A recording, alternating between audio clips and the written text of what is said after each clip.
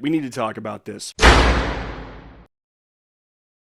They keep killing established universes and franchises that people love, and with this new Witcher thing happening, I feel like it's the perfect time to talk about it. To be clear, The Witcher is just a part of the problem. I fear that they are going to do exactly what they've done to other franchises and universes that people love, which is ruin them for very stupid reasons. And again, there have been a lot of universes and franchises that have been ruined, but the poor Witcher series. Like, I feel like we should have a CPS for franchises. We've gotten reports that you're abusing this world-renowned universe, and as such, we are taking it from you and putting it in a home where it will actually be loved. Like, I want Instant Family, but for The Witcher. While I've completely given up on the Netflix series after they ousted Henry Cavill, it now looks like the video game series is going to go down the old modern audience route. When the Witcher 4 trailer came out, a lot of people got mad because it was clear at this point that Ciri was going to be the main protagonist instead of the usual one, Geralt of Rivia.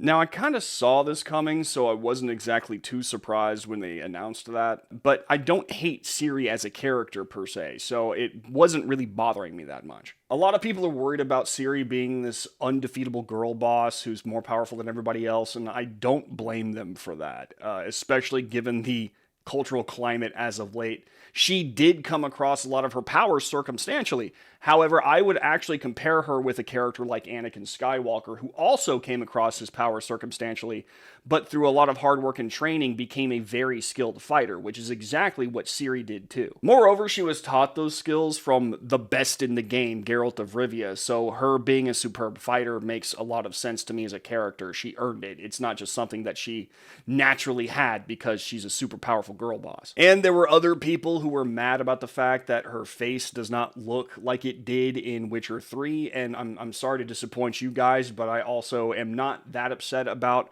her face, her looks. I don't think she actually looks that bad, and if this game does take place years into the future of that universe, then yeah, her face would change a bit, it would age. So I'm not upset about that either. What I'm not good with is this right here. Ciri is suddenly a Witcher, which breaks Witcher lore and gives me the signal that things are going to get a little bit modern. For those unfamiliar with the Witcher universe, women cannot become Witchers. It involves a very intense and painful physical and chemical process that most boys can't even survive. This is called the Trial of Grasses, and it is a mutation process that only 3 out of 10 boys survive. Now, Ciri is arguably the most powerful person in the Witcher universe, so maybe CD Projekt Red is going to argue that she was able to use her powers to overcome the trial. Or perhaps they're going to insert some new lore into it that says they refined the Trial of Grasses and now women can take part. At this point, we don't know because we are stepping outside the lore that was established by the author of The Witcher, Andrzej Sapkowski. But I want to point to the fact, again, that Ciri was already a super powerful figure in the Witcher universe, so why did she need to become a Witcher? Why not let Ciri be Ciri? We already played as her in Witcher 3 for a little while, so we understand what her powers entail. I mean, we could flesh out her power set a little bit more and get a fresh take on the Witcher experience, maybe something a little bit different. And at this point, it could use some change-ups to keep it fresh while still being familiar. Now, I don't know if they're going to make Ciri an insufferable girl boss who does everything better than everybody else, but judging by what I've seen of CD Projekt Red's social media feeds, the odds aren't good. For instance, The Witcher 4's lore designer, Kian Maher, can be seen here saying he wants to punch gamers in 2020. This is usually a sentiment from leftists who hated gamers for actually playing good games instead of celebrating ideological intrusion. In 2023, Maher attacked people who don't agree with the demands on using people's chosen pronouns, stating, "The woke aren't out to get you." CD Projekt Red also posted that it's allowing the women at the company to have a, quote, innovative menstrual leave, which means that women can take an extra day off a month if they have extra painful periods. They even used the red drop emoji to bullet point the numbers. Really? These numbers, along with the recognition we've received, show that Reds are using this benefit responsibly and highlight the safety and supportiveness of our workplace, said the DEI lady. I'm not sure if the company offers a day off for a male-specific reason. I couldn't find any equivalent, but I did see that CDPR offers a scholarship that isn't available to men, so It kind of shows men aren't exactly something CDPR values. This and more signal CDPR is going to be a part of the modern audience problem.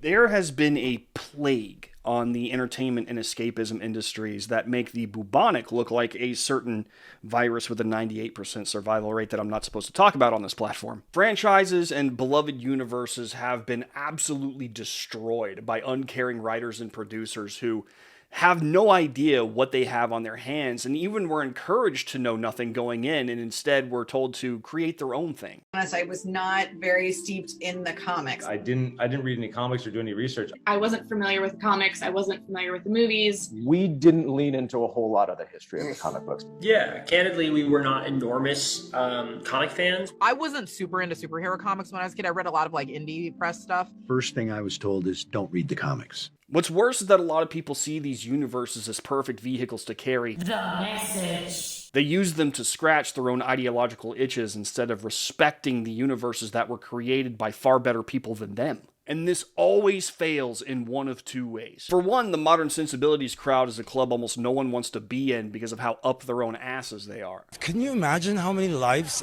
this is going to be saving?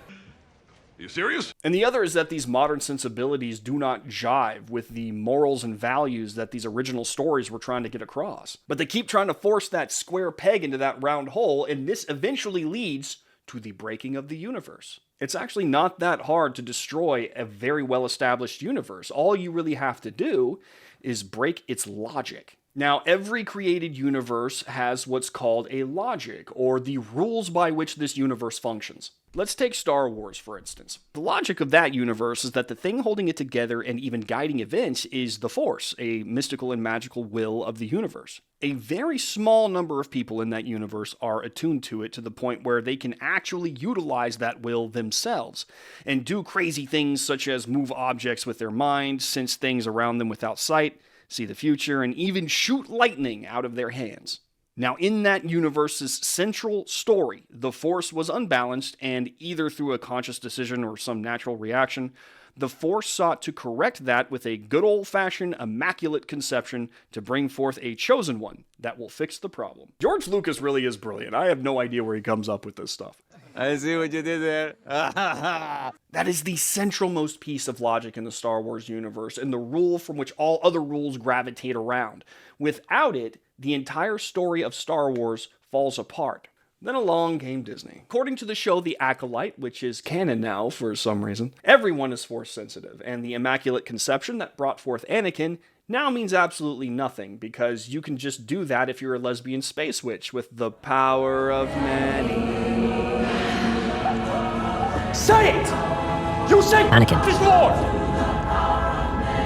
Get out! This logic-breaking event destroys the rules of Star Wars and renders the entire original trilogy, which millions of people the world over fell in love with, completely meaningless. The Force isn't an overarching will, it's just some magic anybody can use now. This also destroys the light side, dark side dynamic, as now instead of this cosmic battle between good and evil, the Force is now just some mundane utility. Use it to conquer an entire galaxy or use it to make a salad. I don't care anymore.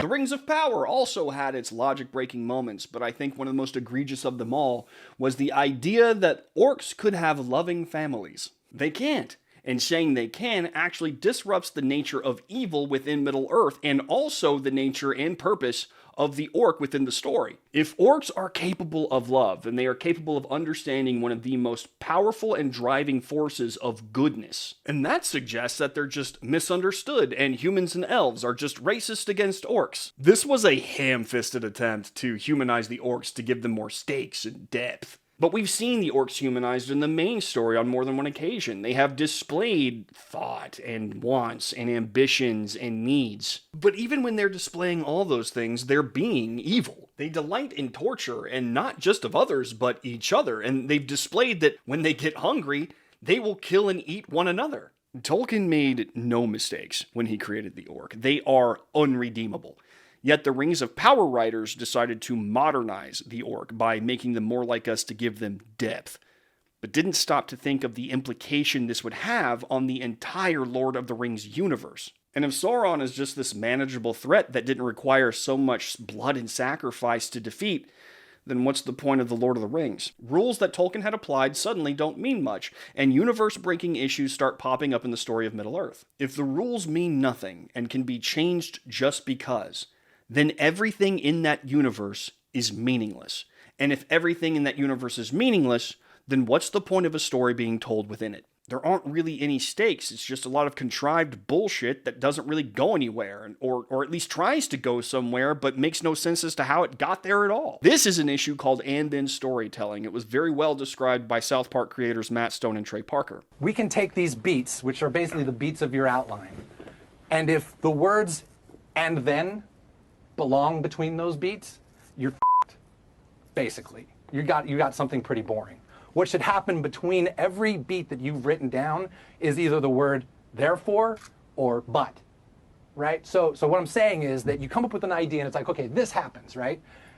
And then this happens. No, it should be this happens and therefore this happens. But this happens, therefore this happens. And there's so many scripts we read from new writers and things that we see. God, I see movies. And you see movies that you're just watching. It's like this happened, and then this happens, and then this happens. That's when you're in a movie just going, what the am I watching this movie for? It's going over these writers' heads that consistency and logical progression do a lot to form the foundations of a good story. Rules actually do a lot to make a universe. Magic systems, how a god or gods operate, powers and abilities, the natural tendencies of races, all of these things follow certain rules that create the setting and put logic to events within the story.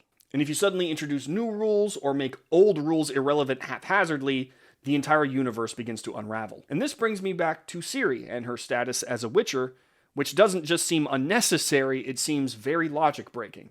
Looking at CDPR's social media feeds, it seems that they've been very consumed by social justice, and so I can't help but think that they're just making Ciri into a Witcher so that she can girl boss all over everybody else in a position that is typically reserved for men. And if it is, people are going to get mad, and if the pattern holds, then what's going to end up happening is CD Projekt Red employees are going to start doing what all the other showrunners did who had their crap dog piled on and rejected. This doesn't suck, you're just a sexist McRacist face. You homophobe? But this is just a bad excuse for something that was clearly the fault of the creators. For the most part, people don't hate stories because of the gender or race that the protag is. They hate them because they're horribly written stories that really only appeal to a small group of the ideologically aligned. And even if you are a part of that ideology, message-first storytelling is still bad storytelling. In fact, I'll give you a perfect example. I am a Christian, and yet I think Christian media is mostly pretty awful. In fact, most Christians do and don't partake in it. Why? Because most Christian media ignore good character development or tightly written plots in order to push the message first. It's a good message, but even the most amazing message can come off as annoying if you're just busy shoving it into the viewer's face. Which I think is entirely ironic because Jesus mastered the art of good storytelling when he was trying to get a point across. I should make a video about Christian media. The point is that you can't expect people to stick around if the story is bad, and more than that, you can't blame people for getting pissed off whenever you inject their favorite universe or franchise with socio-political nonsense. It's like if a customer came into a restaurant and ordered his favorite meal, but instead of getting his usual order, the chef decided to pile a whole bunch of fire ants on top of it, and then gets angry with the customer when the customer doesn't want to eat it. I mean, of course no one's going to want to eat that. Like modern entertainment, it would be painful to consume. What I also find really strange about all this is that shoving your ideology into someone's face whenever they're trying to enjoy escapism is not going to make people like your ideology. Yet these people continue to shove their beliefs in our face as if we're just suddenly going to snap and agree with them after a while. We clearly didn't. But they keep doing this in an attempt to normalize it, but really they're not getting us used to radical ideas, they're just pissing us off. And then they accuse these pissed off people of being horrible, which only pisses them off even more. The thing is, they can't stop themselves because they truly believe they have a duty to shove this stuff in your face and make you believe. everything is sexist, everything is racist, everything is homophobic, and you have to point it all out. It's like this demented responsibility that they think they have. And they've realized that you won't accept their ideas at face value, so their new plan was to inject it into things that you love in hopes that it will just normalize. But their ideas don't fit into these worlds, and in order to shoehorn them in, they have to do a lot of logic breaking, and this only makes the story they tried to hijack worthy of ignoring. And I think I can speak for all of us when I say, Go fuck yourself. We don't negotiate with terrorists. later.